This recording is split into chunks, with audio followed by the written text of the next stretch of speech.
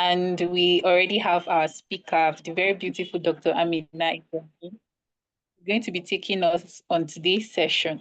So please, next slide. So we're going to just have a few housekeeping rules. Please, if you're not speaking, please kindly mute yourselves. We don't want our speakers or any of the guests to be distracted when we are having this lecture. Please try as much as possible to keep your microphones muted. Please, second rule, please use the chat box to ask questions or comments. So if you have a question to ask and you can drop it in the chat box while the session is ongoing. The speaker will address every question at the end of the session. And then when we come to the Q&A, if you want to speak, please raise your hand. You can use the emoji in the reaction box and then raise your hands and we'll call you to speak up. And finally, please, this is a very important session, so do get a book and pen to take down important information. The session is being recorded, so you have access to the recording. However, it's still important to write down what you think is striking to you or a very important information. Please, next slide.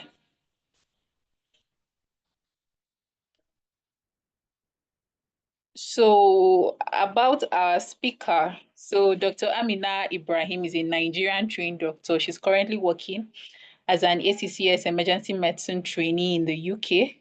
And one thing is that she's passionate about medical education and global emergency medicine, with a strong commitment to supporting fellow international doctors in achieving their career goals. So I think after this session, a lot of people might be trying to message or get Dr. Amina's contacts. She should bear that in mind. So with that said, please, with a round of applause, we will stop sharing our screen now so that the speaker can share her screen if she wants to.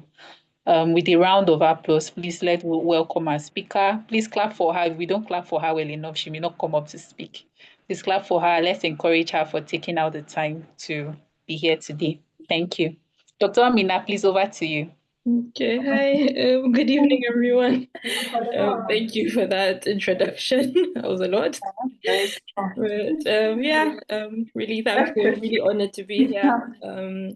I've been a member of EMIG from probably about 2021, and I know how much I've gained from the group. So yeah, it feels really nice, really special to be able to also give back today.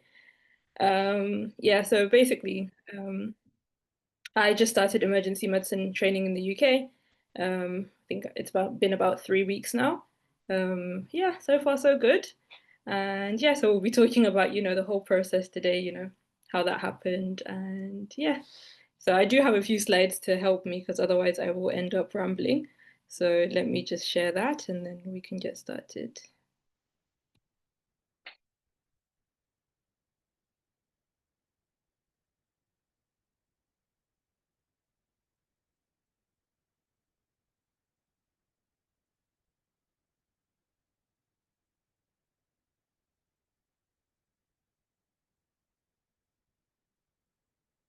Definitely not that.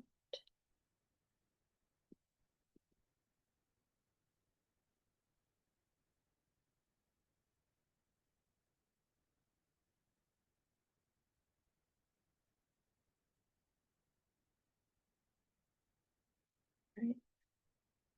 Okay, I think I've got it. And yeah.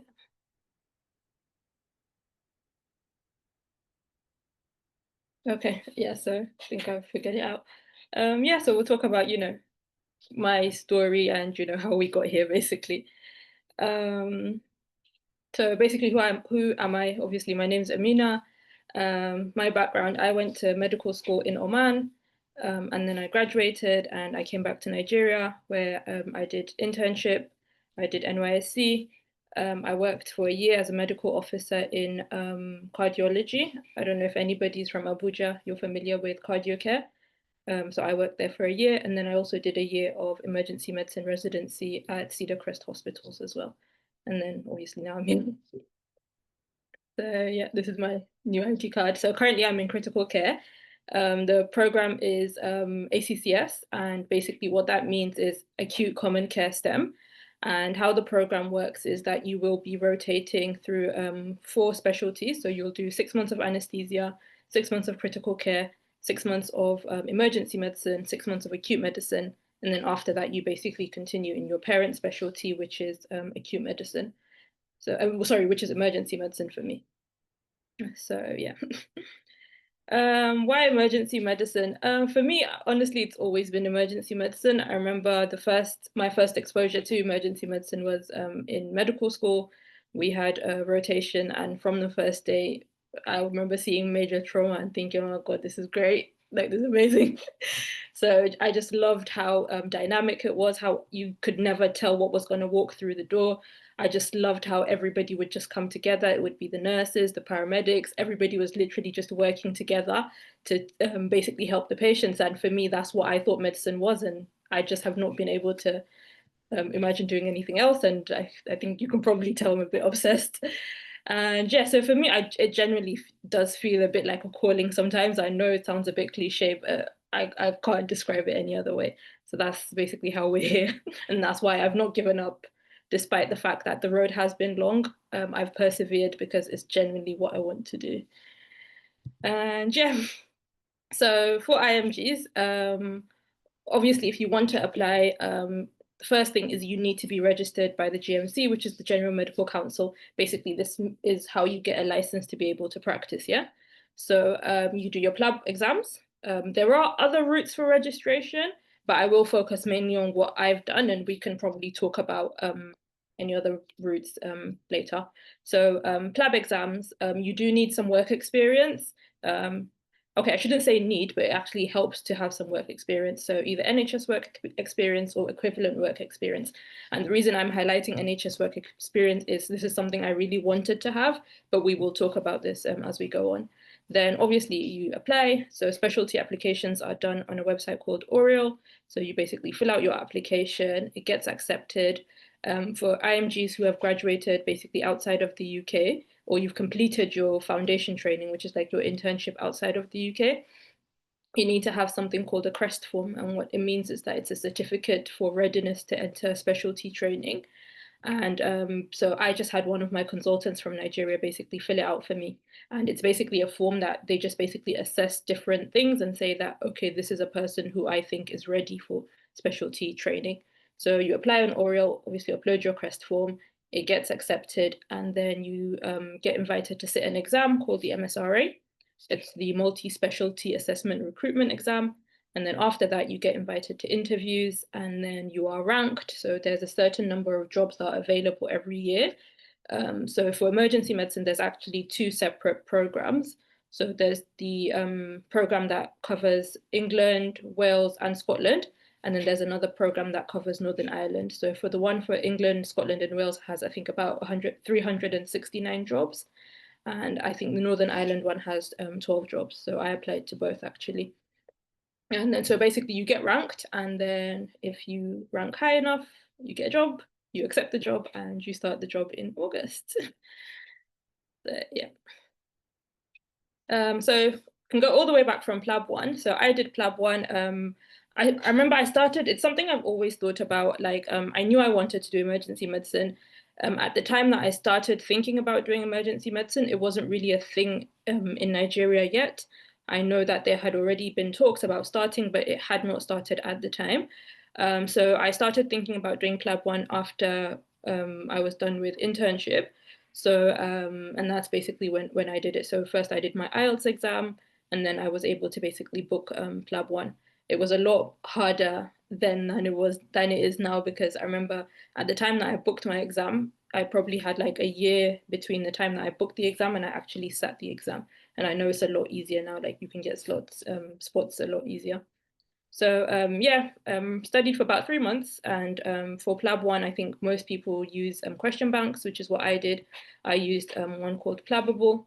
I felt like it was good enough. You get to do questions, and the explanations really are really good. There's always like references, so you can use that to read rather than sitting down and reading a whole load of textbooks. I find this is a more efficient way to learn. So I did my PLAB 1 I think it was done in February. I got my results in March. and then booked for PLAB 2 immediately. At the same time, around those times, it was a lot harder to get dates. So I remember I booked my exam literally 5 minutes after getting my results, and the closest date I could get was September. So yeah, wrote PLAB 2 in September.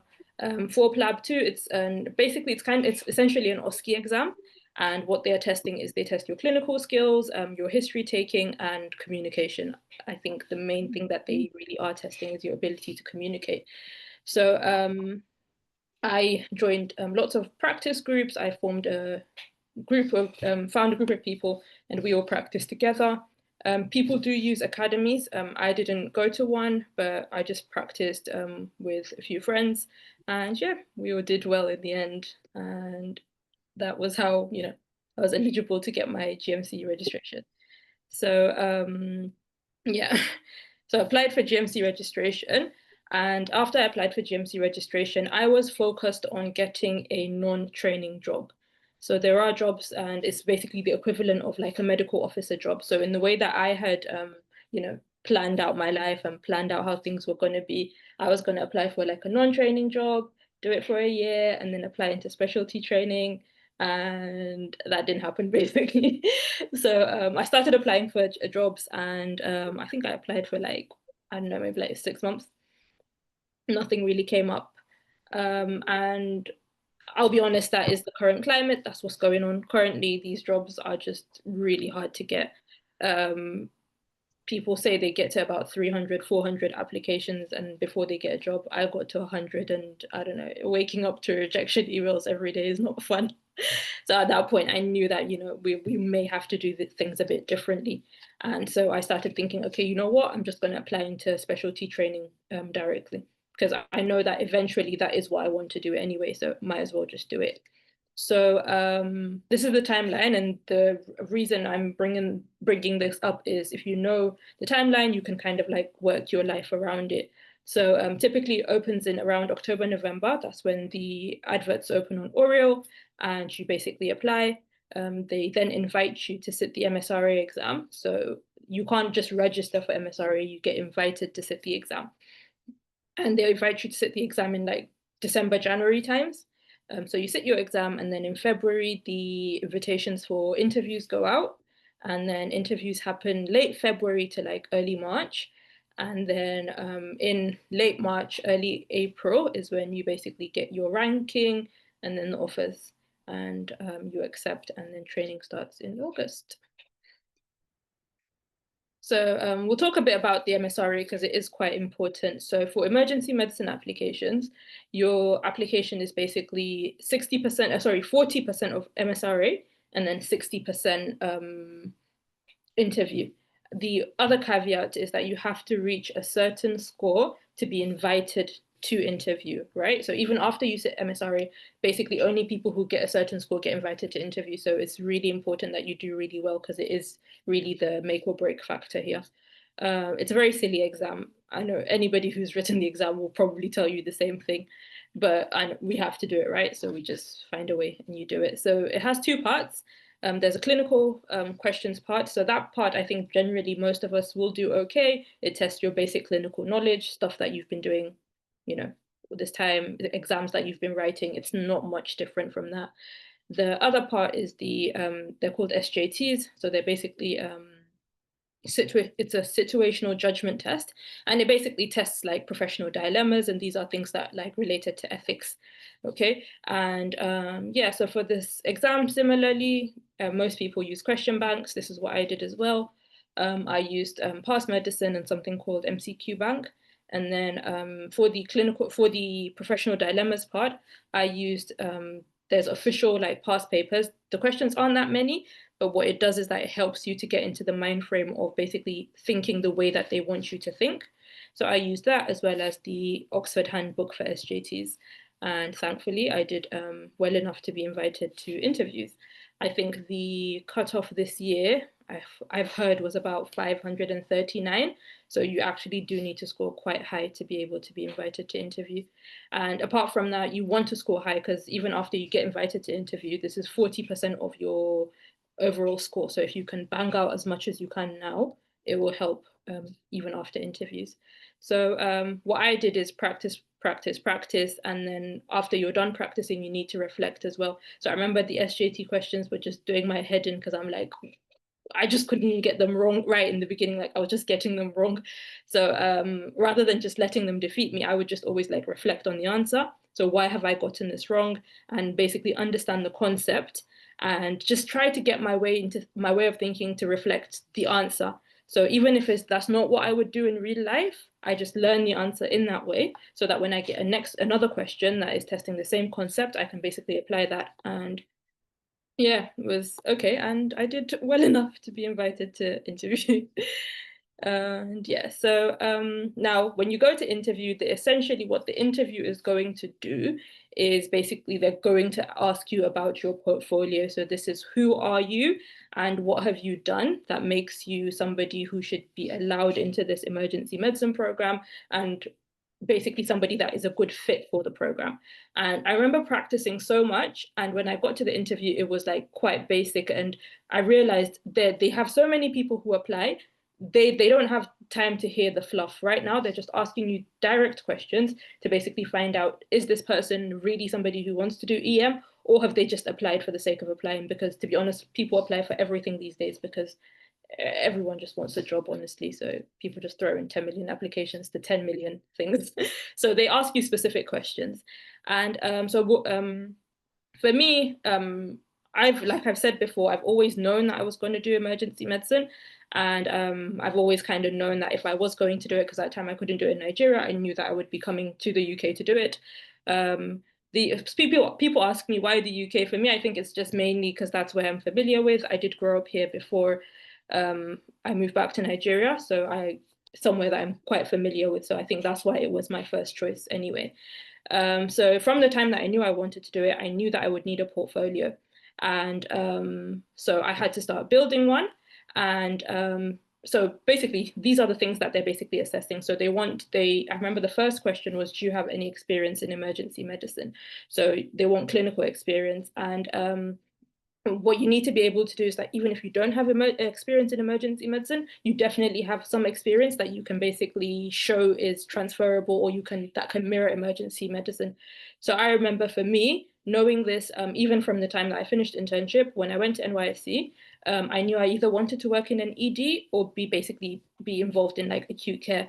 So I chose to do my NYSC. I got to do it in FMC Jabi. I don't know if anybody's familiar with that. So I did that there. And though I was posted to internal medicine, I kind of just found a way to always volunteer to be the person who would do the ED posting. So I spent a lot of time in ED, despite the fact that I was in internal medicine. So what I'm trying to say is you sometimes have to make your circumstances work for you, knowing what your end goal is.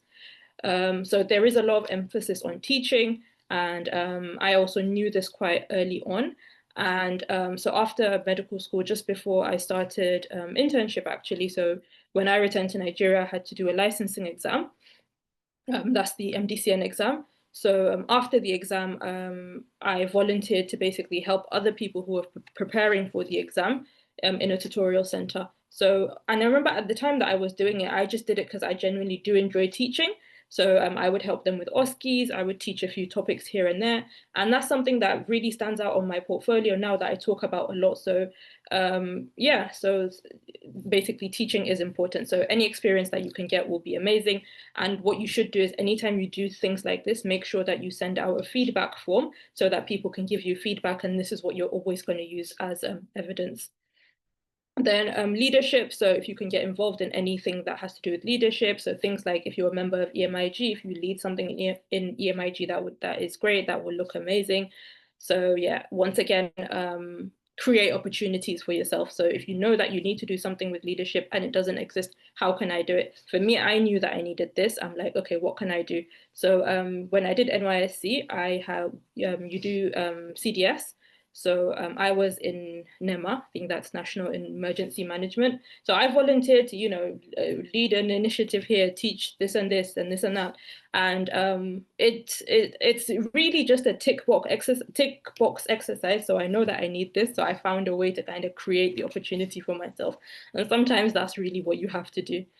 They are also quite big on quality improvement projects and audits. And this is another thing. A lot of hospitals in Nigeria, they don't have these things. So if you can find out how to do these things, I'm sure lots of people will be happy to get on board with you. And sometimes if nobody's even happy to get on board, do it yourself. The first audit I did it all on my own. Everybody looked at me like, what the hell's going on? What is she doing? But I did it and it's on my CV and it helps me. So that's it. So you find something that is really simple, really effective, quite simple. I did one on sepsis. So ensuring that, anybody who comes into through ED with a diagnosis of sepsis has management that is there's something called the sepsis 6. I won't bore you with all of that, but that's basically an easy, effective one that you can do. Another one is courses. So if you can do things like ALS, ATLS also really helps because they want to see somebody who's basically committed to the specialty. So what have you done on your own that will make you a good emergency physician? So if you can do them, amazing, do them. There's always conferences online. There's always courses online. I've done a number of them, and a lot of them I've honestly found through EMIG. I don't know who writes those emails, but I read your emails and I really act on those things. So you will find a lot of opportunities if you look, courses, conferences, anything that is emergency medicine related, just get your head in there. Exams. So another thing that can increase your points is the membership exam. So the membership of the Royal College of Emergency Medicine. So again, knowing that this is something that I want to do, knowing that it's going to increase my chances, I decided to sit the MRChem primary. So I did that just before this current application cycle, and it obviously gave me extra points on my application. And yeah, so you just need to be able to make whatever you're doing transferable. You need to just think about, before you start doing things, how can this work for me? And if you are doing something, I'm sure there's a way that you can basically link it to emergency medicine and use it to build your portfolio. But the earlier you know, the earlier you can start doing things like with intention, basically. Okay, this is something a bit personal, but I'll share it with you guys. So I love organizational things. I love to write lists and plan things out a lot. So I found this actually a few days ago, and this was just when I was done with internship, and I said, oh, I'm going to do emergency medicine. So I've literally watched every single video that has to do with anything with emergency medicine in the UK. If you were here earlier before this started, I actually found a new one that I hadn't watched. So I was literally just watching that and was talking about people applying into emergency medicine in the UK. So a lot of the information I have, I've gotten from those videos and from the links that I see from watching those videos.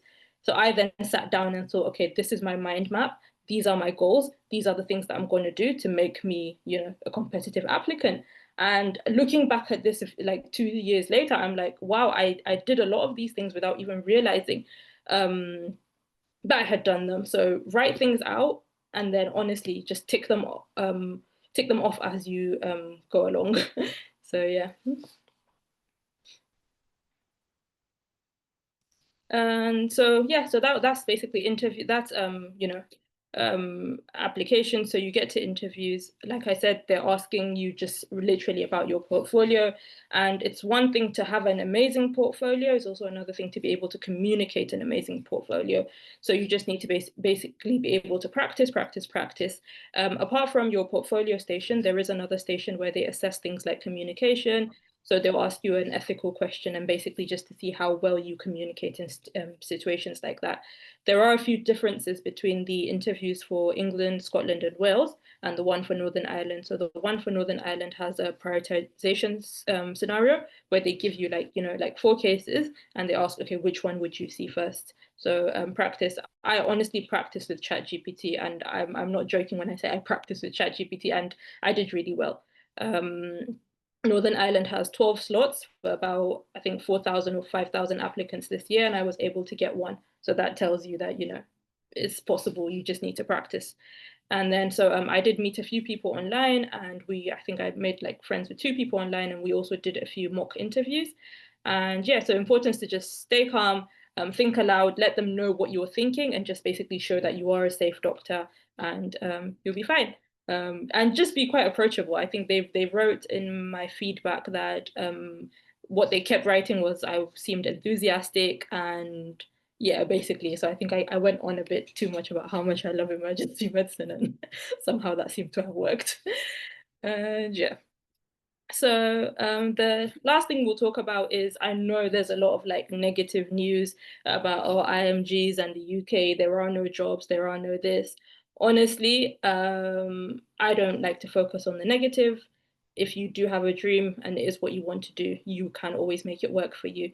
There's been a lot of talk about, them not allowing people from international graduates to apply. It's all talk. Till it happens, these changes are not here yet. So just keep doing what you're doing, and you don't know when these changes will come into place. It could be 10 years from now, it could be 5 years from now. Governments spend a lot of time talking without action. So till it happens, it's still an open playing ground and you can do it. I know that there was recently opened like bookings for the MSRA exam for the current recruitment cycle, but I think that's just for like a few specialties like GP. And even within Nigeria, they've expanded spots for people to sit MSRA. It wasn't available in places like Port Harcourt, but in this cycle, it's available. Abuja only had like 2 centers, but I've heard there's like 3 or 4 centers in this cycle. So there's a lot of talk going on, but if you focus on that, you're not going to do anything. It's literally going to paralyze you. So personally, I don't listen to all of that. Just this is your dream, you can do it, just keep going. The honest truth is competition ratios are increasing. And another thing to not focus on is also another thing that you shouldn't focus on. Because what happens is you have like 10,000 people who apply for this job, right? And maybe there's only 300 slots. So it sounds like, what are the odds that I'm going to get the slot? But what you need to remember is people apply to everything these days. One person can apply to emergency medicine and then apply to radiology and then apply to ophthalmology. If you look at it, there's really no correlation between these specialties, but people just want a job. So if you are passionate and it's really what you want, the competition ratios should not matter. I'm telling you, I got into a job that has 12 slots, okay, with zero NHS experience. So really what they're looking for is somebody who is committed to the specialty, somebody who wants to do this. So don't focus on the numbers, honestly. If you want to do it, just apply. And so what helped me is, like I said, preparation. I've always known I've wanted to do this, so it's something that I've literally been preparing and working towards for a few years now. I did well on MSRA, and my portfolio was good enough to basically help me do well on interviews. So stay strong, be resilient. Like I said initially, I wanted to get a non-trading job and then apply into training. I still feel like that would be the ideal thing to do. So if that does work out for you, if I had to go back, that would be the way that I would still do it. But we're here now, and we're going with the punches. Where I'm diving head in, and I'm going to do it regardless. So, and in this time, when I say resilience, so when I wasn't getting a non-training job, I thought, what can I do? I wrote the MRChem primary exam. I wrote the primaries examination in the primaries exam for emergency medicine in Nigeria, so the national exam, and I applied into a training post and I started that. All of these are experiences that have now helped me where I am right now. So you just have to stay resilient. If it's not working the way that you want it to work, there's always a way to do it. Don't be afraid to take detours. And yeah, so just plan ahead. If you're here, clearly means that you're onto something and it will work out. And so, like I said, yeah, start early, plan your route, don't be afraid to take detours, and use structured resources for each stage. You can always find a lot of information on. For me, I love YouTube. It's always on YouTube. Somebody is definitely talking about it on YouTube. If it's not there, a quick Google search will sort you out so much. So a quick Google search will help you so much of the time. And then another one that I use, which is quite niche, is Reddit, though you do have to be careful about Reddit because there is a lot of bad news. But the thing about Reddit is that it's a mix of people. There's IMG, there's UK graduates, so you can truly get, a sense of what is going on. So yeah, there's always people doing it. Reach out to a lot of people. One of my mentors and somebody that I've spoken to is I literally saw somebody interviewed him on YouTube, and he was at the time doing emergency medicine in Nigeria. He was the only person in the UK. He was a Nigerian doing emergency medicine in the UK, and that was the only person that I had seen at the time. I found his name, I Googled him, found his LinkedIn, I found his Twitter, stalked him, and I messaged him and I said, yeah, that's what I'm going to do. And how can you help me?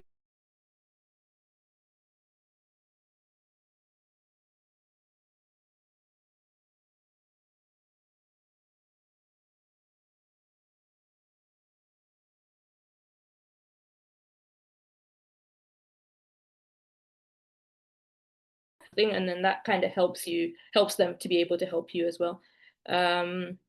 Like I said, you're definitely doing something right now. Those skills will be transferable, so you just need to find a way to make it show. And the MSRA, you just need to smash that annoying exam and just stay persistent and just remember it is possible. Like, honestly, if I can do it, you definitely can do it. So yeah, I think that's it. I'm not going to spend too much time because otherwise I will be rambling on and on and on. But yeah, and your journey will not look like everyone else's, but that is your strength. Like, I wanted to do it straight out of medical school, and I've had to take a few detours starting in Nigeria before doing it here. But that is the strength. I'm sure I've built experiences from there that are going to help me right now. And yeah, maybe we can have a chat in, I don't know, 2 years' time and I can tell you how it's been. But yeah, thank you for listening. If you have any questions, I am in the group. Maybe I'll say hi when we're done with this. So feel free to WhatsApp me. But this is also my email, so you can, email me and I'm happy to help. And yeah, so that's it. Oh, thank you. Thank you so much, Dr. Amina. I think personally, I've learned a lot from what you just shared. We're very grateful. Please, everybody, if you have any question, please you can put it in the chat box, or if you want to ask a question, please raise your hands and ask the question. So Dr. Amina, I have a question. So my question would be, for those that are going to the US, we hear a lot about recommendation letters. There's a format for recommendation letters and all. Is that applicable to the UK too? Is it better if you have your recommendation letters written by an EM consultant? Or if you work with any consultant, irrespective of the specialty, do you think they can give you a recommendation letter that would still be as weighty as a consultant in emergency medicine? Okay, so for recommendation letters, honestly, in the UK, there's really no space for that. No. And nobody has ever asked me for a recommendation letter, and I've not had to give one at this point for anything.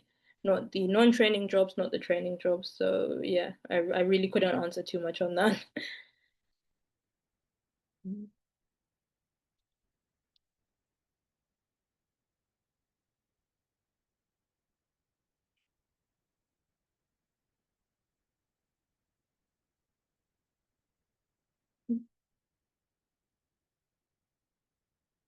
Yeah. Am I audible? Because I feel like everybody's gone silent.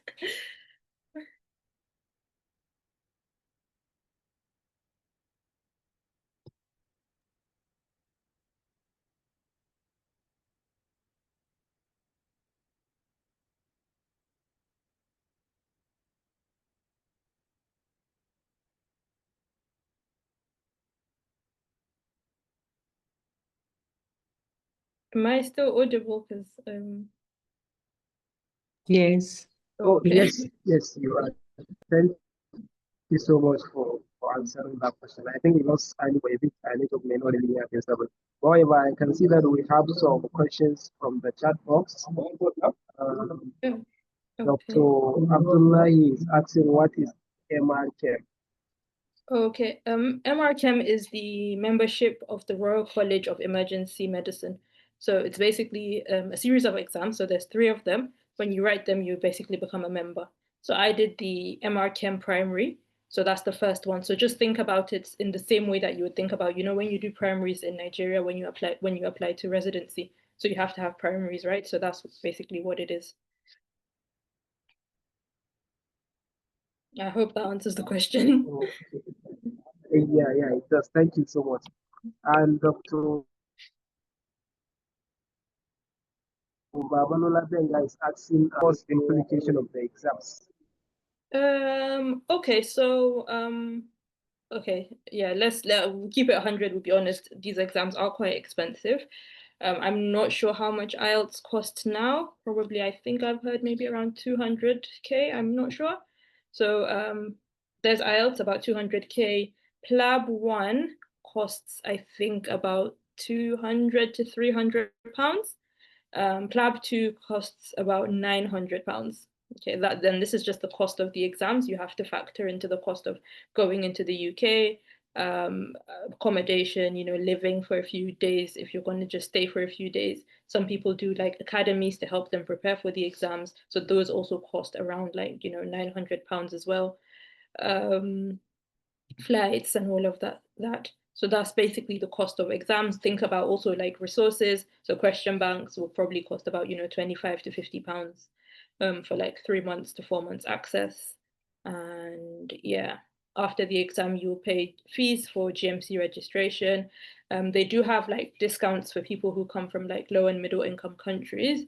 So you won't pay as much. If I'm not mistaken, I think it's about £170 for GMC registration. And yeah, it's not cheap, but yeah, you'll find a way.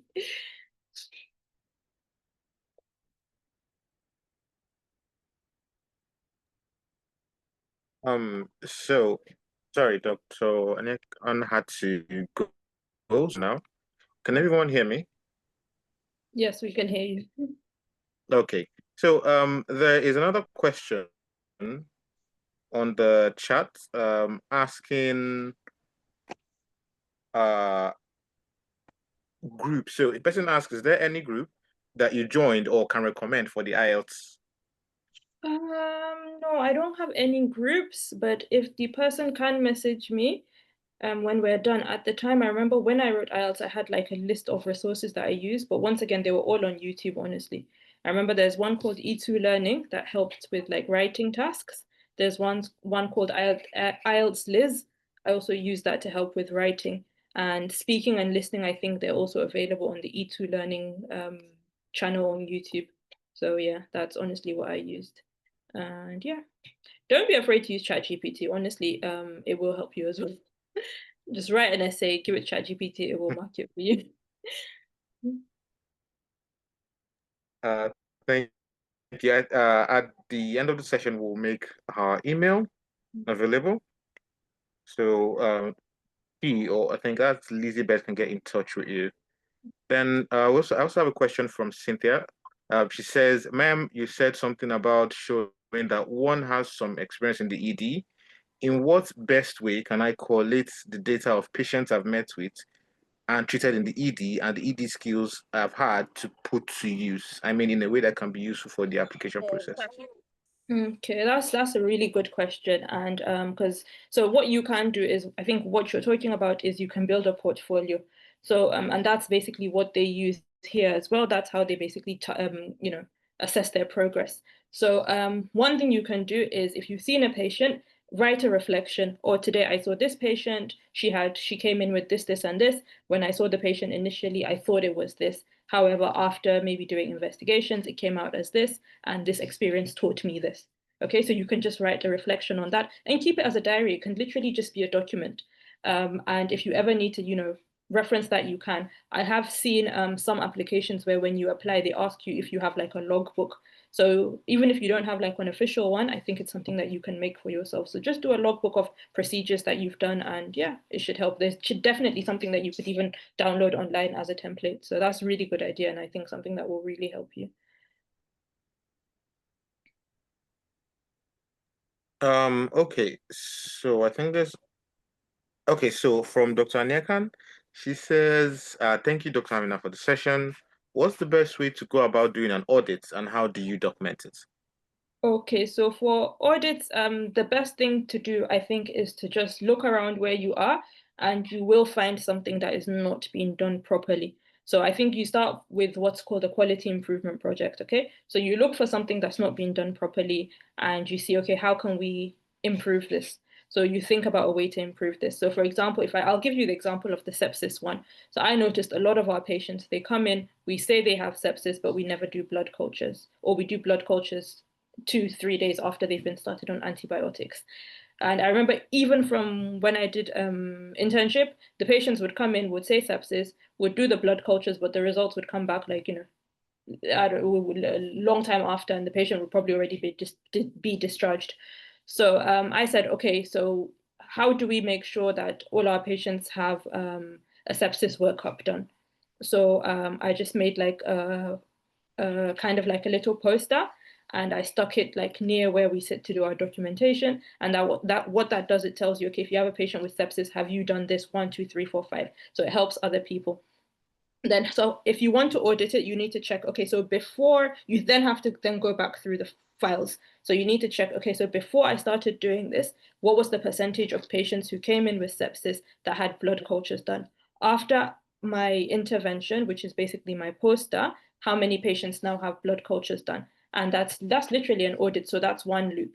If you want to do like a second loop, you can then go ahead and maybe have a discussion with everybody in the department. So maybe do a presentation on sepsis and management of sepsis, and then see, okay, after that, has that further helped you to improve the number of people who are managed correctly with sepsis?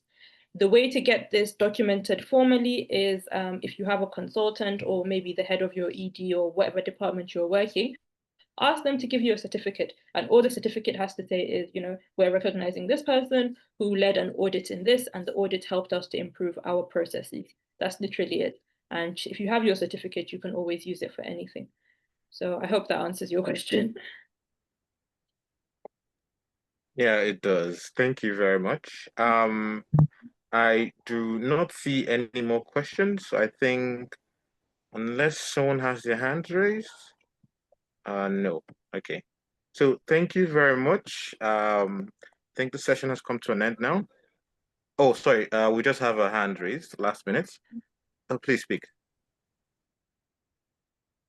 Okay. Thank you so much, Dr. Amina. I put a question in the chat box earlier, but I think I probably missed.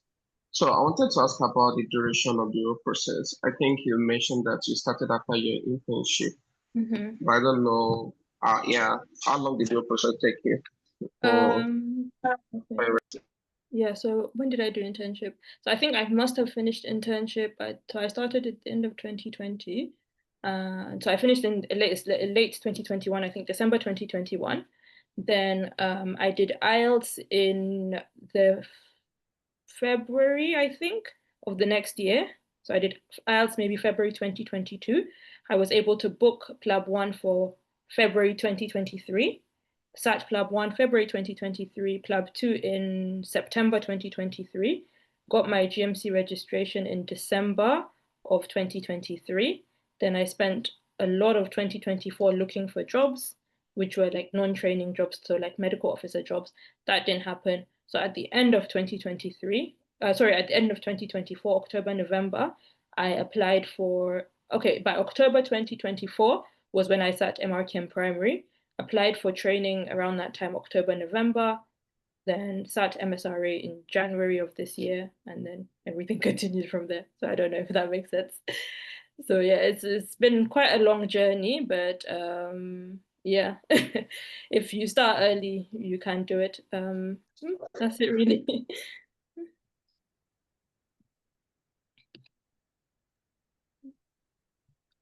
Oh, thank you. I think that answers the question. I think there's one more question I missed. Dr. Solas asks, or he says, thank you for sharing your experience. It was very enlightening. What's MRCM? Oh, I think we answered that. Yeah, that's the MRCM is the membership of the Royal College of Emergency Medicine. So it's essentially like exams that you have to finish.